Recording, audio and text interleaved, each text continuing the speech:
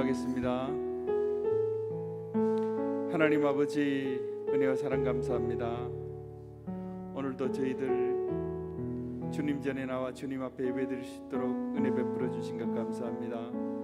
오늘도 우리 안창기 담임 목사님 귀한 말씀을 통하여 흡족한 은혜를 받았습니다. 아버지야, 이 말씀을 인연하여 우리가 하나님 앞에 더욱 가까이 나갈 수 있도록 주님 도와주시며 하나님만 바라고 의지하는 믿음으로 살아갈 수 있도록 하나님 도와주시옵소서. 오늘도 귀한 찬양으로 하나님 앞에 영광 돌립니다. 이 찬양이 오직 주님께만 영광될 수 있도록 하나님 저희들을 사용하여 주시고 함께하여 주시옵소서. 거룩하신 예수님의 이름으로 기도드리옵나이다. 아멘. 우리 에베네셀의 하나님 한번 찬양하시겠습니다. 에베네셀 하나님, 감사하신 하나님, 감사하신 하나님,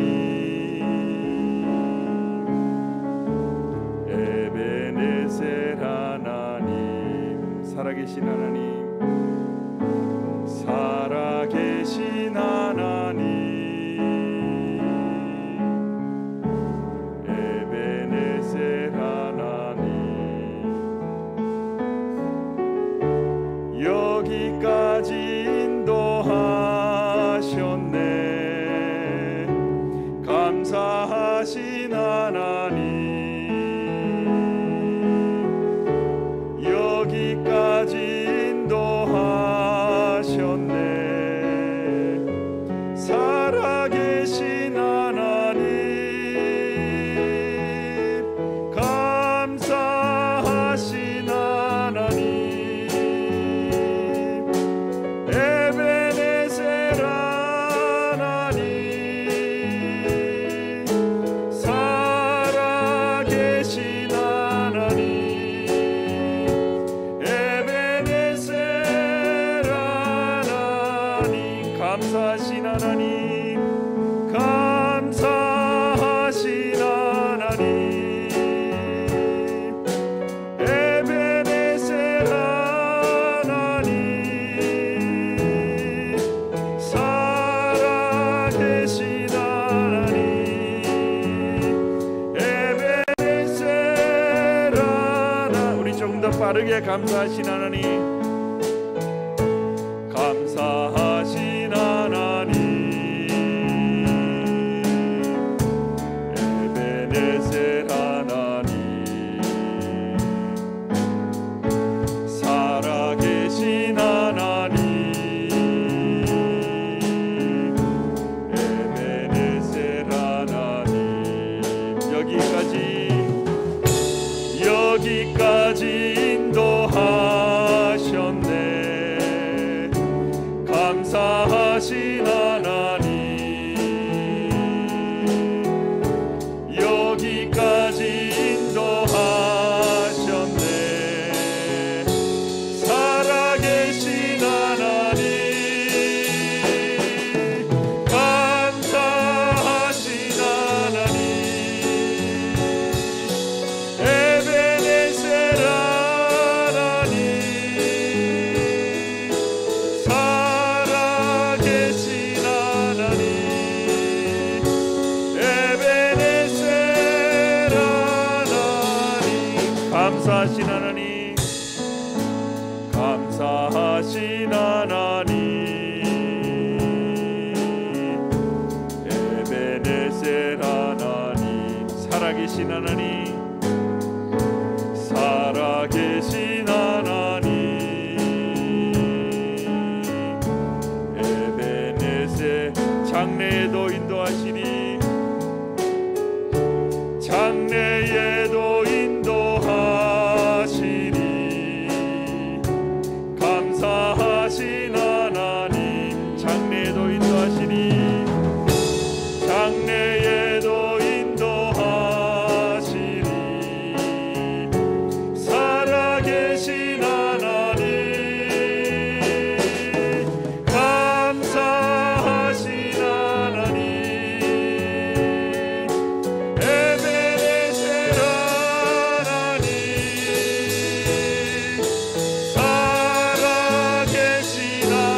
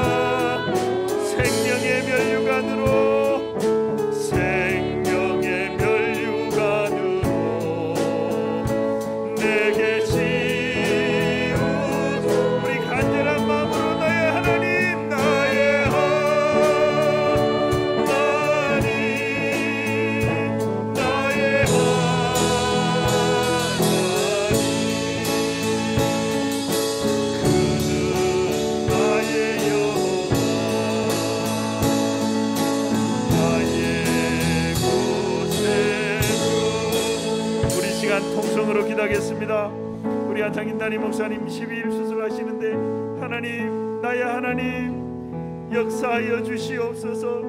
우리 안창인단임 목사님의 하나님, 아브라함의 하나님, 이삭의 하나님, 야곱의 하나님께서 함께하여 주시옵소서. 주여 도와주시옵소서. 우리 간절한 마음으로 주여 삼종에 지고 기도하시겠습니다. 주여, 주여, 주여. 아버지 하나님, 주님만을 의지합니다. 아버지 하나님 함께하여 주시옵소서. 능력으로 함께하여 주시옵소서. 오른손으로 붙잡아 주시고 일으켜 주시옵소서. 하나님 함께하여 주시옵소서. 주여 도와주시옵소서. 주님의 은혜 아니면 살아갈 수 없습니다. 아버지 붙잡습니다. 아버지 하나님 함께하여 주시옵소서.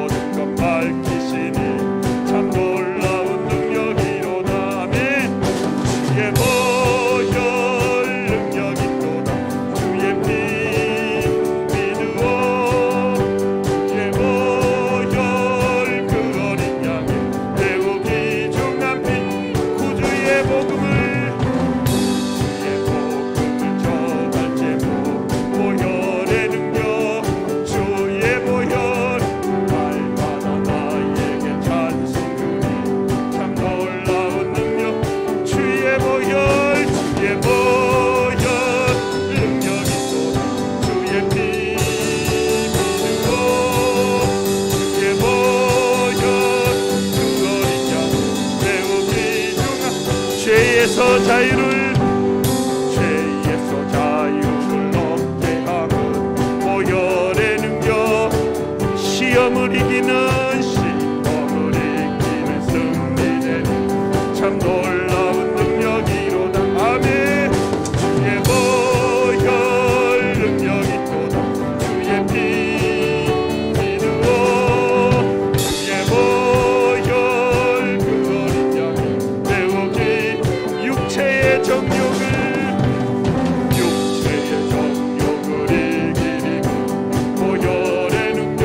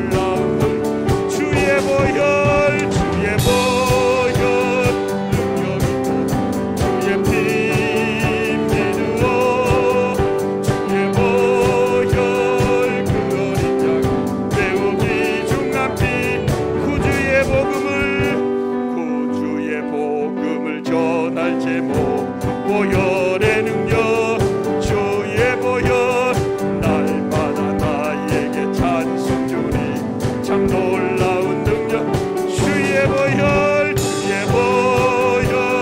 능력이 또다 주의 피 믿으오 주의 보혈 그 어린 양이 매우 귀중한 피로다 주의 보혈 능력이 또다 주의 피 믿으오 주의 보혈 그 어린 양의 매우 귀중한 피로다. 우리 시간 통성으로 기도하겠습니다. 말씀 증가하신 우리 담임 목사님 위에 능력의 능력으로 함께해 주시고 우리가 듣는 말씀을 통하여 하나님께서 주시는 오직 주님의 신앙을 가질 수 있도록 하나님 함께하여 주시옵소서. 목사님에게 영역을 7배나 더해 주시옵소서. 우리 주여 삼창해 주고 기도하시겠습니다. 주여 주여 주여 아버지 하나님 은혜 베풀어 주시옵소서. 함께하여 주시옵소서. 주님만을 의지합니다. 주님만을 붙잡습니다. 아버지 도와주시옵소서.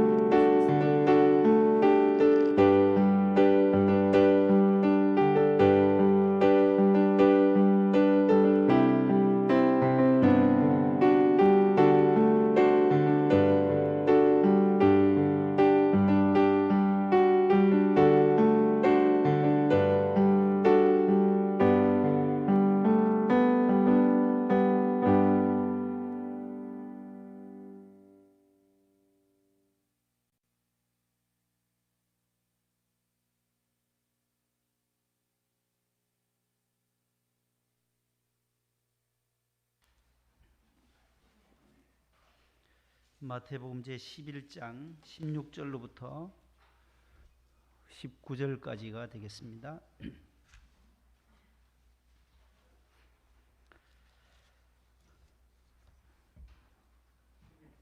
마태복음 제 11장 16절부터 19절 신약 17쪽에 있습니다. 한 절씩 교독을 하겠습니다. 이 세대를 무엇으로 비유할까? 비유하건대 아이들이 장터에 앉아 제 동물을 불러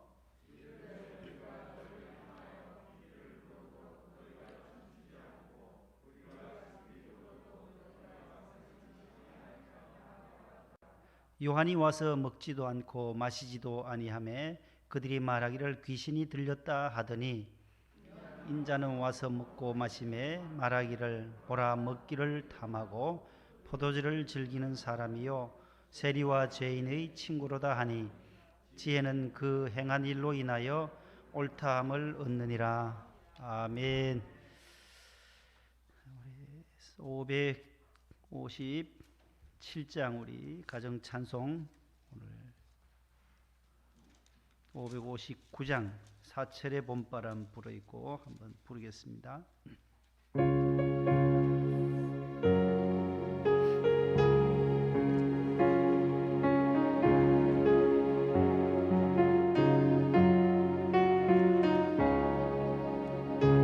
사철의 봄바람 불어 있고 하나님 아버지 모셨으니 믿음의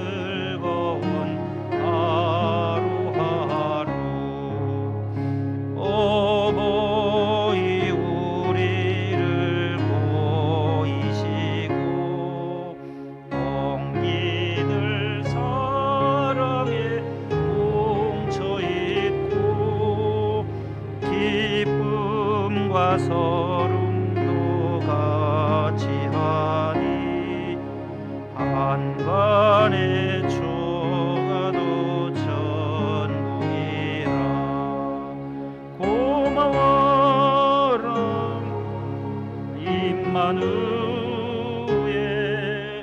예수만 섬기는 우리 집 고마워라 임마누엘 복되고 즐거운 하루하루 아침과 저녁에 수고하여 다같이 일하는 온 식구가 한 상에 둘러서 먹고 마셔 여기가 우리의 낙원이라 고마워라 임마누엘 예수만 섬기는 우리 집 고마워라 임마누엘 복되고 즐거운 하루하루. 아멘.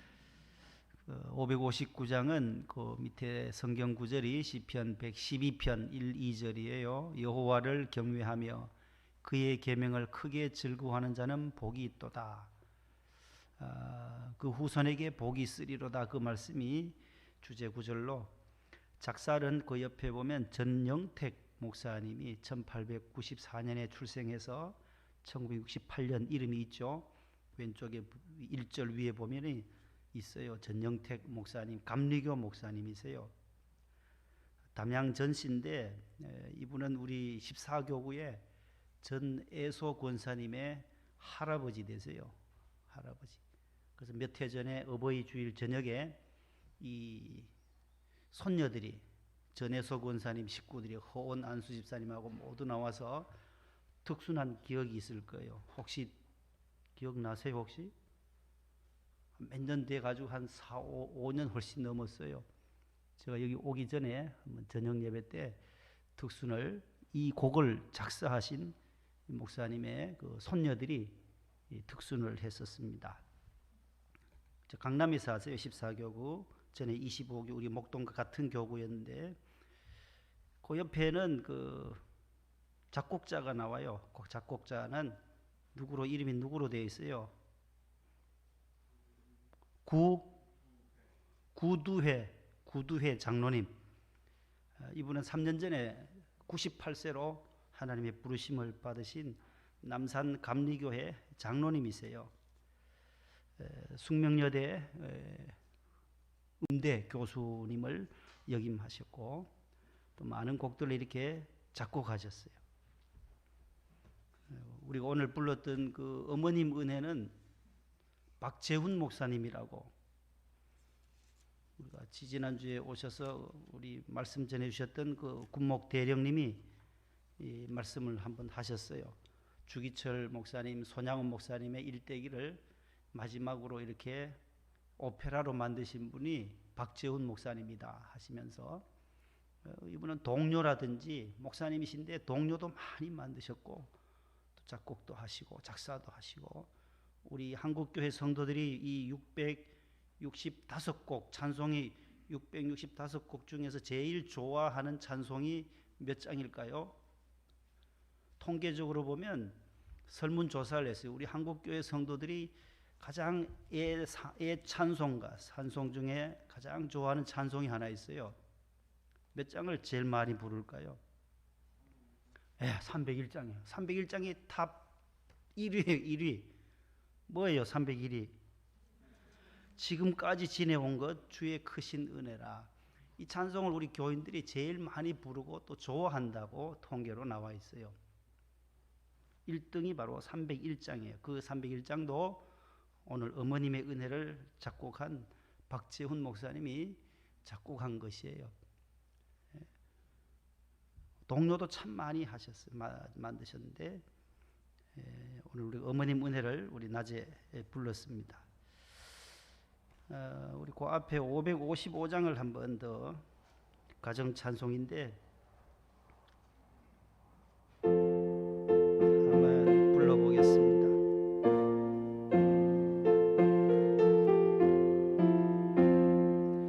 우리 주님 모신 가정, 복되고도 복된 가정, 괴로우나 즐거우나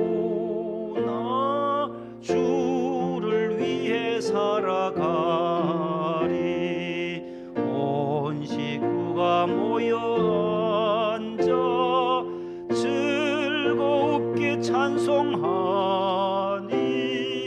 지금까지 지내온 것 주의 크신 은혜로다. 주의 자녀 모여 앉아 주께 기도 드리오니 가족들의 건강함과 화목함을 주옵소서. 슬플 때의 위로함과 괴로울 때 평안함을 험한 세상 살아갈 때 환난에서 구하소서. 주를 사모하는 가정 변치 않게 하시옵고 이 가정에 주의 은혜 넘쳐나게 하옵소서.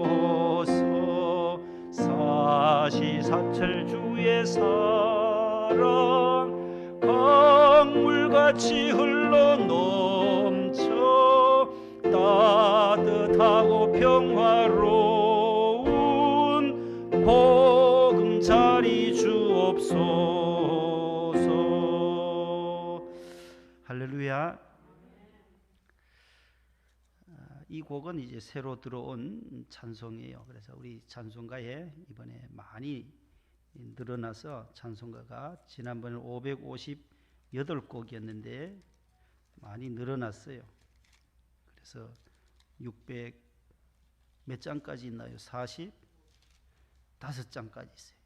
558장까지 있었는데 많이 늘어났어요.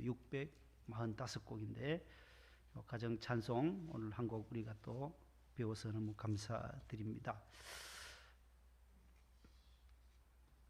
춤추지 않는 아이들의 비유, 오늘 제목을 잡았어요. 춤과 가슴을 치지 않는 아이들에 대한 비유예요. 오늘 본문에 이 말씀은 앞장에 이어지는 바로 앞에 이어지는 말씀으로서 당시 세례 요한의 말을 듣는 무리들과 듣지 않는 무리들, 그 백성들을 향하여 주시는 말씀이 되겠습니다.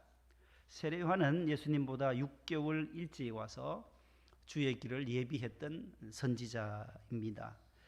와서 세례를 베풀었어요. 그래서 세례 요한이다. 예수님 오시기 이전에 요한이 와서 세례를 베풀었어요. 요단강가에서. 그리고 선포한 내용은 회개를 선포해서 회개하라, 천국이 가까이 왔다.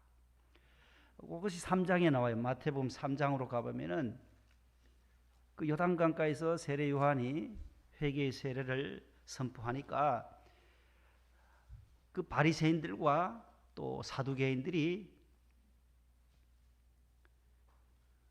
세례 요한을 받아들이지 않는 거예요.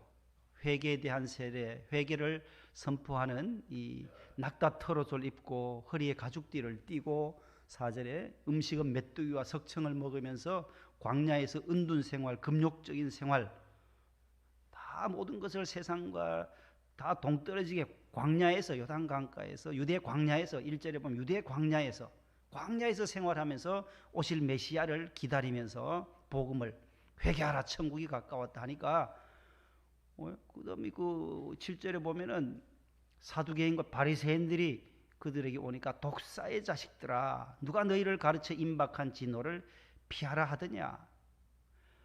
회개에 합당한 열매를 맺으라고 바리새인과 또 이 사두개인들에게 그렇게 아주 직설적으로 복음을 전하고 외쳤던 사람이 바로 이 세례 요한이에요. 오늘 세례 요한과 또 인자 19절에 나오는 인자 18절에 요한이 와서 요한과 인자가 대비되어져요. 요한과 예수님, 인자이신 하나님의 아들이신 예수님과 대비되면서 이 세대를 어떻게 표현할까, 비유할까 16절에서 말하잖아요.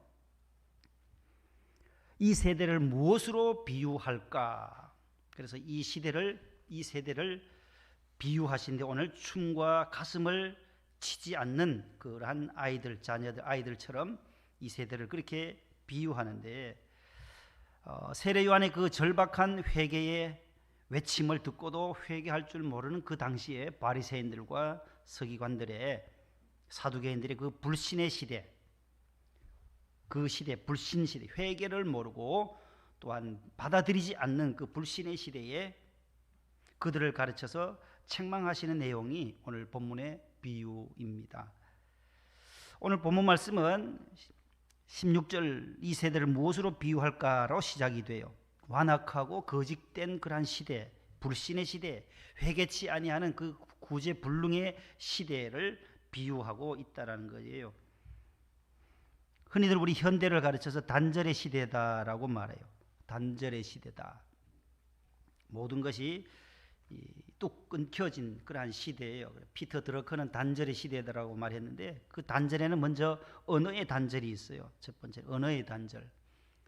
어른의 말을 아이들이 젊은 사람들이 알아듣지를 못하고 또 요즘 아이들의 말을 우리도 또 연세 드신 분들은 또 알아들을 수도 없는 용어들이 참 많습니다. 신조어라고 해가지고 새로 만들어진 그러한 언어들이 너무나도 많아요. 그래서 젊은 층들이 사용하는 그 언어를 들어보면 도대체 이거 무슨 소린가? 뭐 줄여서 압축해서 쓰기도 하고 우리가 알지 못하는 전혀 듣지 못했던 그러한 용어들을 사용해요. 언어의 단절이라는 거였어요. 남성이 하는 말 여성에게 잘 전달되지 않을 때가 있어요. 여성들이 하는 말이 남성에게도 친구와 친구 사이에도 말이 통하지 않는 말은 참 많은데 바른 대화가 적은 시대를 단절의 세대 현대라고 말합니다. 두 번째는 가치관의 단절이라는 점이에요. 이 사람에게는 A라는 사람에게는 이것이 맞는데 B라는 사람에게로 가면 그것이 틀리다라는 거예요. 이 사람이 어떤 사람, 이 사람은 A라는 사람은 애국적인 일을 한다라고 나는 나라를 위해서 한다고 하지만 저쪽 다른 B 편에서 보면 이것은 애국하는 것이 아니다라는 거죠.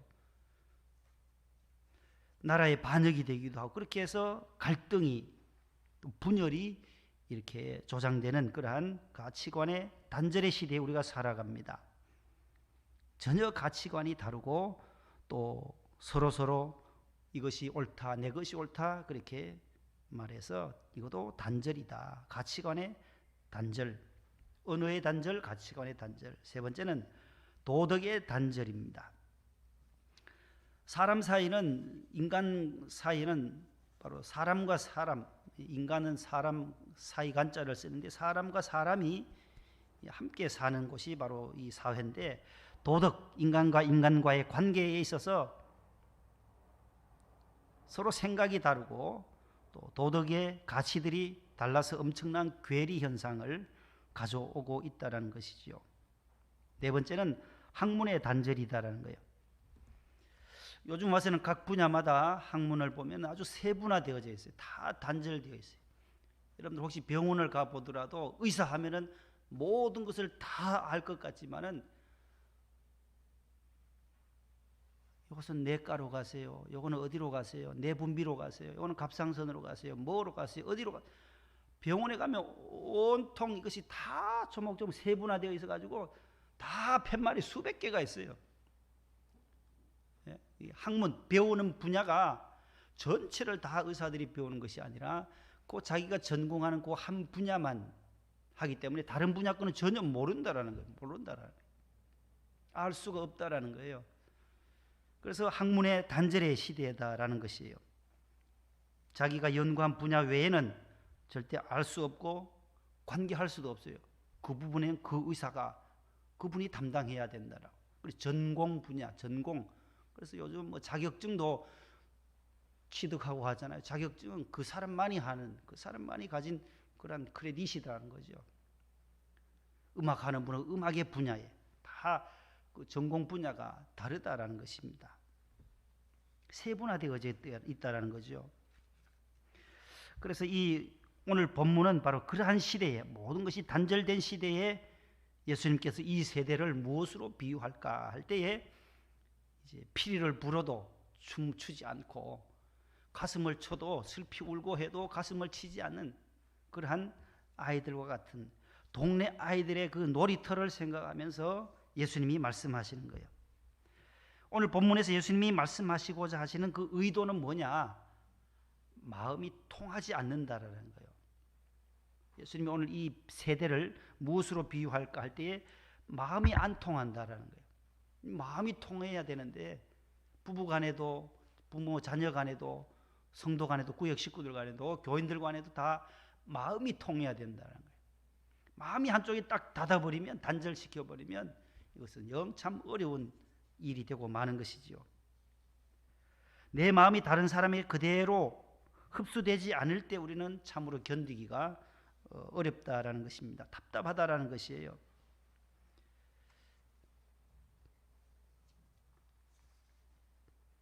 그래서 요즘 젊은이들이 말이 안 통하면 뭐라 그래요? 엄마하고 아버지하고 대화하다가 답답하다 하면은 미치겠다 그래. 미치겠다. 미치겠네. 환장하겠네. 예? 답답한 거예요. 마음이 안 통할 때 사람들이 그런 표현이 나온다라는 거예요. 문제는 바로 여기에 있어요. 너나 할 것 없이 왜 이렇게 통하지 않느냐? 예? 밖을 향해 이해를 촉구할 뿐이지 누구에게도 내가 다른 사람의 마음을 이해하겠다라는 그런 생각을 하지 않기 때문에 대화가 마음이 통하지 않는다라는 것입니다. 그래서 무엇보다도 먼저 듣는 마음이 있어야 한다는 거죠. 듣고자 하는 마음. 저쪽에서 반응을 하면 들어주려고 하는 마음이 있을 때에 마음의 소통이 이루어질 수 있다라는 것이죠. 부모님으로부터 잘 듣고, 자식으로부터 또 잘 듣고, 스승으로부터도 잘 듣고, 제자로부터도 들어야 하고, 젊은이들로부터도, 어른들로부터도 듣고자 하는 마음, 그런 자세가 있어야 들려진다라는 것입니다. 오늘 이 세례 요한의 외침, 또 예수님의 가르침에도 듣고 받아들이는 그러한 바가 전혀 없는 답답한 세대들을 오늘 비유로 말씀하는데 아주 장난기가 섞인 그런 비유 같기도 해요. 동네 아이들에 대한 얘기예요. 놀이터에서, 장터에서. 아이들이 장터에서 마당에서 놀고 있는 아이들을 그리면서 거기서 비유로 말씀하시는 거예요. 이 시대가 어떠한지를 예수님이 말씀하시는 거죠.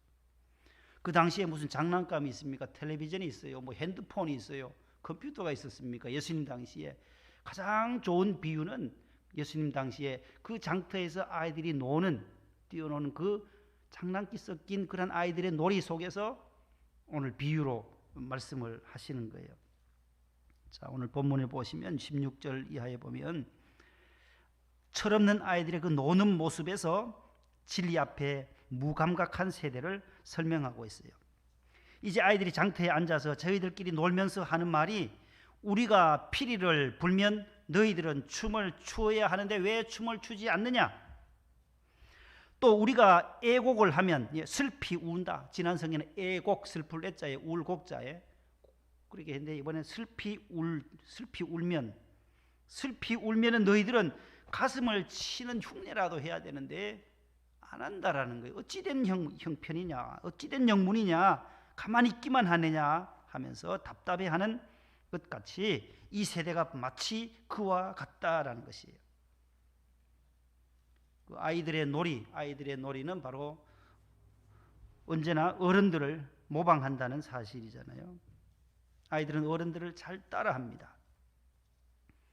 그래서 올 가정의 달에 자주 사용되어지는 그 맹모삼천이라는 말도 맹자의 어머니, 맹자의 아버지는 일찍 돌아가시고 어머니 장씨와 함께 맹자는 어머니와 함께 살았어요. 어머니와 함께 어려운 시기를 살면서, 그러니까 중국에서 추나라 시대에 태어나서 BC 한 317년에 맹자가 태어났다고 하니까 아버지 일찍 여의고 어머니 슬하에서 자라는데, 어머니는 이 아들 하나를 잘 기르려고 처음에는 공동묘지 옆에 이사를 갔다라는 거죠. 거기 가니까 늘 울고 장례 치르는 흉내만, 그거 보기만 하니까, 그거 보고 와서 자꾸 울기만 하고 또 곡하는 거, 장례 흉내만 내더라는 게 장례식 흉내. 덜구요, 덜구요. 그러니까 이게 교육상 좋지 않다라는 거예요. 부모가 자녀를 교육함에 있어서 하나의 샘플이 되는 사람이 중국에서는 맹자의 어머니예요. 맹자의 어머니가 아들을 교육하기 위해서 3번 이사했다 해서 맹자의 어머니모, 삼천, 석삼, 옮길천, 갈지, 가르칠 교, 맹모 삼천이라고도 하고 맹모 삼천지교라고도 해요. 그러니까 이 아이 교육 환경이 그렇게 모방하더라는 거예요. 그 다음에 시장으로 이사를 가서 시장 옆으로 갔더니만은 거기에서 도살장도 있고 시장 흉내만, 개 잡고 소 잡고 돼지 잡는 흉내만 꾀꾀거리고 돌아다니니까 도저히 공부는 안 하더라는 거지. 그 다음에 나중에 이제 서당 근처로, 학교 근처로 이사를 갔더니만은 거기에서 환경이 잘 조성되어져서 공부를 열심히 하더라는 거예요.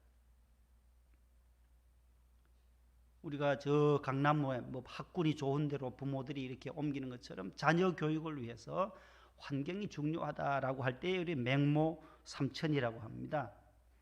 오늘 언제나 아이들은 어른들을 모방하는데, 아이들의 모습을 보면 곧 어른도 알 수가 있어요. 나아가 그 시대, 그 세대를 알 수가 있는 것입니다.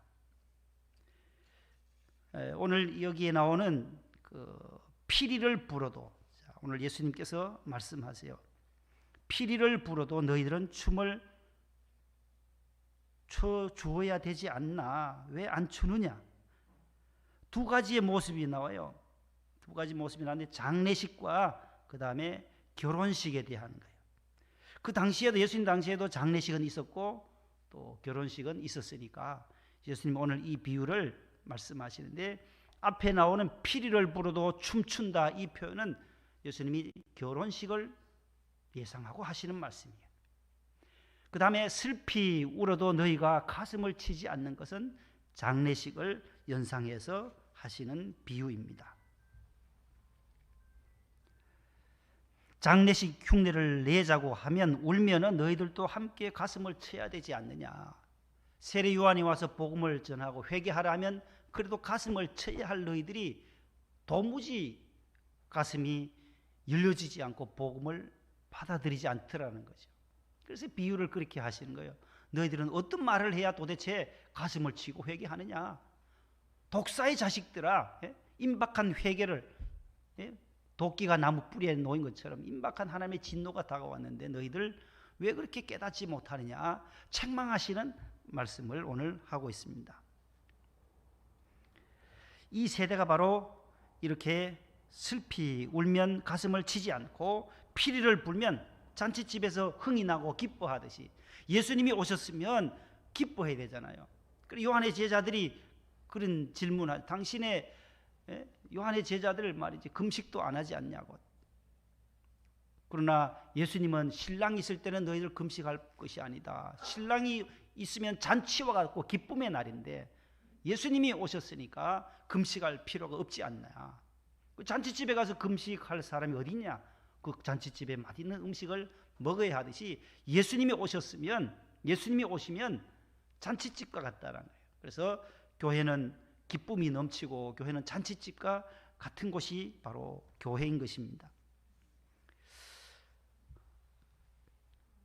오늘 2번째 하나의 이유는, 첫 번째는 세례 요한의 말을 듣지 않은 첫 번째 이유는 뭐냐 하면은, 예수님의 말씀도 잘 받아들이지 않고 세례 요한의 그 외침에도 불구하고 받아들이지 않는 이유는 뭐냐 할 때, 이 바리새인과 서기관들의 자기 공로 때문에 그래요. 자기 공로.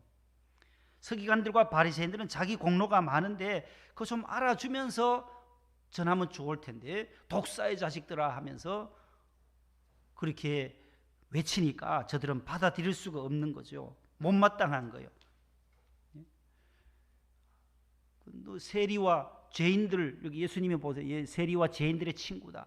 세리와 죄인들과 함께 먹고 마시면서 우리는 우리의 공로, 우리는 일회에 2번씩 금식하고 10의 1조도 꼬박꼬박하고, 그 세리와 바리새인의 기도에 나오잖아요. 누가복음 17장에.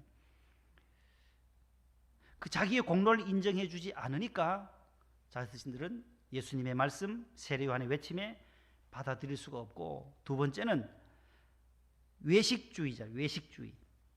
바리새인과 서기관들의 그 외식주의자들. 바리새인과 서기관들은 화려한 옷을 입고 그 일반인들과 자신들은 다르다라는 거, 분리주의자라는 뜻이거든요. 파리세파람, 파리세이아라는 이 단어는 분리되었다는, 분리주의자, 세퍼레이트, 나누어졌다라는 거예요. 저들과 우리는 다르다라고 생각하기 때문에 외식적인 그런 모습 속에서 그들의 위선과 그 외식 때문에 세례 요한이 전하는 복음에 동참할 수 없었다라는 것입니다. 당시 종교 지도자였던 바리새인과 서기관들은 모두가 화려한 옷을 입고 길거리에서 서서 남들 보기 좋으라고 그렇게 기도하였어요. 그러나 세리와 같은 죄인들은 주여 저는 죄인입니다. 저는 죄인입니다.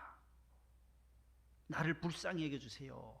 그러나 이 바리새인과 서기관들은 길거리에 서서 드러내기를 좋아했던 사람들이니까 외식주의자들이라, 그래서 복음을 받아들일 수가 없었다라는 것입니다. 세 번째는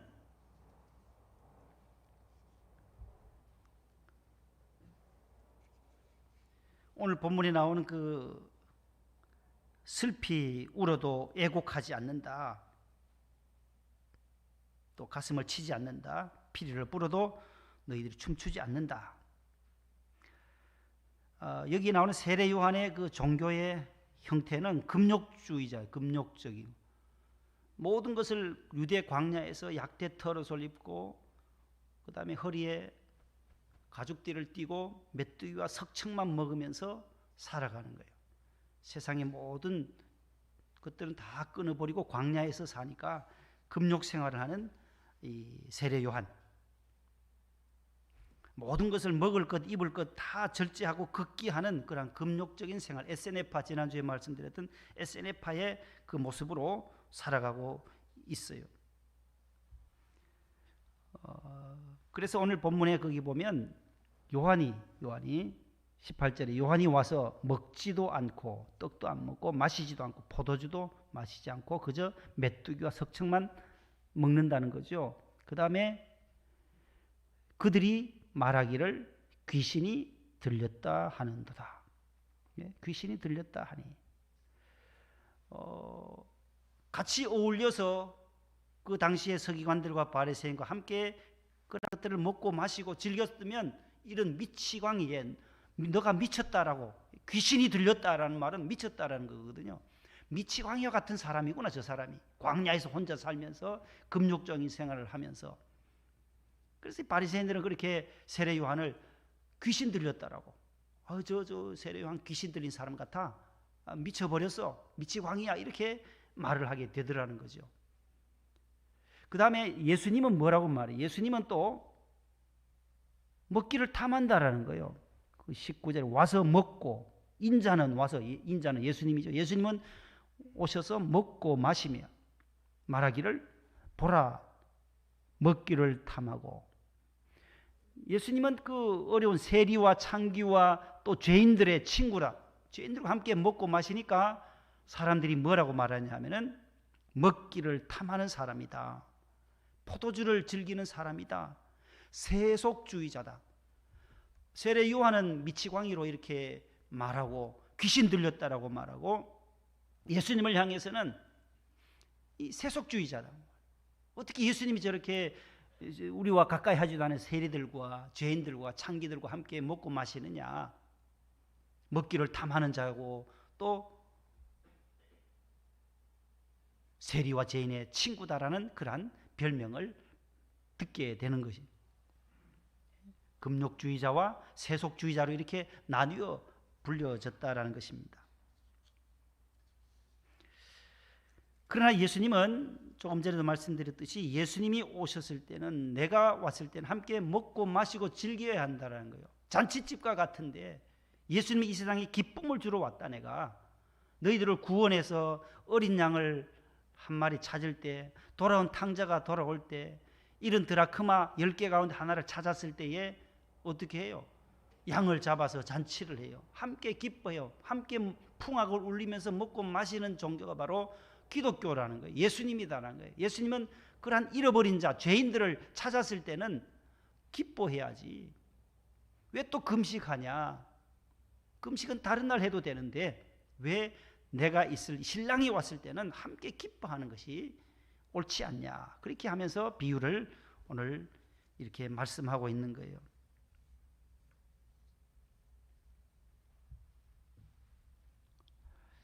그래서 믿는 사람에게는 믿음의 문제다라는 거죠. 믿음의 문제. 믿는 자에게는 둘 다 아름답다라는 거예요. 세례 요한의 그 금욕적인 생활도 귀하고, 예? 얼마나 귀해요. 세상과 죄악 세상과 짝하지 아니하고 깨끗하게 주님을 오심을 대망하면서 메시아를 기다리면서 금욕하면서 술과 세상의 것과 쾌락을 딱 끊어버리고 광야에서, 유대 광야에서 생활하는 이 세례 요한도 귀한 거예요. 믿음의 눈으로 보면 둘 다 아름다운 것이에요. 금욕적인 세례 요한의 생활도 귀하고 신앙생활에 있어서 귀해요. 믿음 생활할 때 우리가 세상에 먹고 마시는 거 다 마시는 것이 아니듯이 우리가 다 정결하게 성결하게 살려고 하잖아요. 우리가 직장에서도 술 한잔 하라 해도 안 하는 집사라서 예수 믿어서 안 마십니다. 못 마십니다. 딱 구분할 수 있는 거 잘하는 거예요. 금욕적인 것도 신앙생활에 귀한 것이에요. 또 예수님이 함께 계실 때는 먹고 또 기쁨에 동참하는 것도 아주 잘하는 것이고 영광스럽고 좋은 일이다라는 것이에요. 그런데 믿음이 없이 보는 사람에게는 이래도 나쁘고 저래도 나쁘게 되어져 있다라는 거죠. 그래서 이 세대에 꼭 필요한 것이 뭐냐? 믿음이다라는 믿음. 예수님이 오셨을 때에, 예수님을 받아들이는 그 믿음만 있으면 세례 요한의 사역도 귀하고 예수님의 이 사역은 더 기쁘고 더 영광스러운 일이다라는 것입니다. 그래서 마지막에 지혜는 그 행한 일로 인하여 옳다 인정함을 얻느니라 라고 말씀해요. 지혜 있는 사람이라고 하는 이 지혜 있는 사람은 바로 지금 이것이 무엇을 말하고 있는지를 알 것이다라는 말씀이에요. 그래서 지혜 있는 사람은 세례 요한의 외침을 들으면서 회개를 하게 되고 또 예수님의 복음을 들으면서 죄인들과 함께 그 잔치에 참여하여 기뻐하는 자가 지혜로운 자다라고 마지막 19절의 결론을 맺고 있습니다. 그러나 어리석은 사람은 그 둘 다 마음에 걸려서 이리 해도 저리 해도 다 거치는 것처럼 다가오게 되는 것입니다. 그래서 지혜는 바른 응답이다라고 말해요. 그래서 독사의 자식들아라고 외치게 되면 회개하면 되고, 그렇게 거기에 바른 응답으로 또 하나님 앞에 죄를 무릅쓰는 회개가 먼저 있어야 되는데 받아들이지 못하면 바리새인과 서기관들과 같이 될 수밖에 없다라는 것입니다. 또 하나는 주님께서 우리를 구속하신 은혜를 생각하며 영광 돌릴 때에는 기쁨의 잔치에 참여해서 오직 하나님의 은혜만을 생각하며 감사와 찬양을 드리는 그러한 사람이 바로 지혜로운 사람이다라고 19절에 말씀하고 있습니다. 아무튼 오늘 이 세례 요한 또 예수님 인자이신 예수님의 이 비유, 이 세대를 무엇으로 비유할고 이 잔치집과 장례식을 비유하면서 오늘 세례 요한을 믿지 않는 사람은 귀신 들렸다 하지만 믿음의 눈으로 바라보면 그의 믿음 생활, 광야에서 예수님의 오심을 기다리는 그의 믿음이 참 귀하고 또 예수님의 외침, 예수님의 인자됨을 예수님이 이 땅에 오셨을 때 구원자로 받아들이는 자도 함께 기쁨, 잔치에 기뻐하듯이, 잔치집에 가서 함께 기뻐하듯이 혼인잔치에 초청받은 자가 하나님 앞에 감사와 찬양을 드리게 되는 그러한 두 통로가 모두 귀하다라는 것, 믿음의 눈으로 바라보는 우리 모두가 될 수 있기를 축복합니다. 기도하겠습니다. 오늘 낮에도 우리 기도했는데 우리 진영호 우리 집사님의 우리 큰 따님 우리 진달래 우리 성도님 오늘 처음으로 우리 교회 발걸음을 옮겼습니다.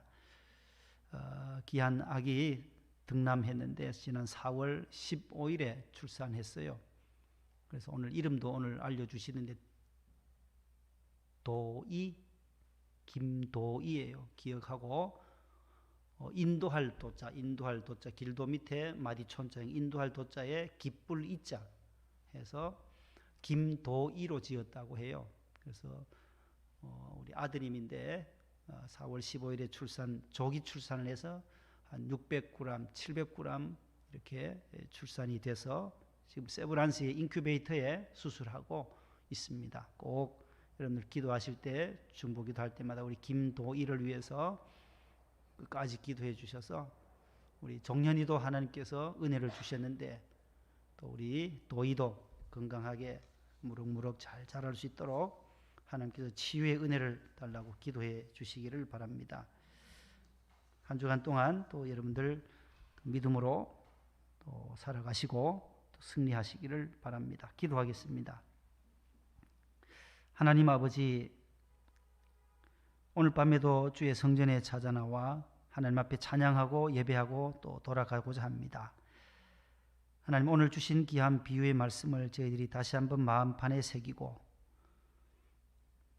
우리가 하나님 앞에 더 기쁨의 잔치에 예수님 신랑 되신 예수님이 우리를 위하여 구원의 잔치를 베풀 때에 기쁨과 감사함으로 잔치에 참여하는 자들이 다 될 수 있도록 인도하여 주옵소서. 세상의 연락과 세상의 쾌락, 세상의 유혹들이 많이 있지만 그러한 것들을 우리가 때로는 다 끊어버리고 세례 요한처럼 다 끊고 금욕적인 믿음 생활, 구별된 생활하는 것도 참으로 귀한 것임을 오늘 말씀은 가르쳐주고 있습니다. 하나님 아버지, 우리의 삶 가운데 거룩함을 유지할 수 있게 하시고 세상에 물들지 않도록, 세속에 물들지 아니하도록 주님 도와주시옵소서. 자기를 지켜 세속에 물들지 아니하는 것이 참된 경건이라고 야고보서 1장 27절에서 말씀하고 있사오니 주님 안에서 우리가 참된 경건의 삶을 살 수 있게 하여 주옵소서.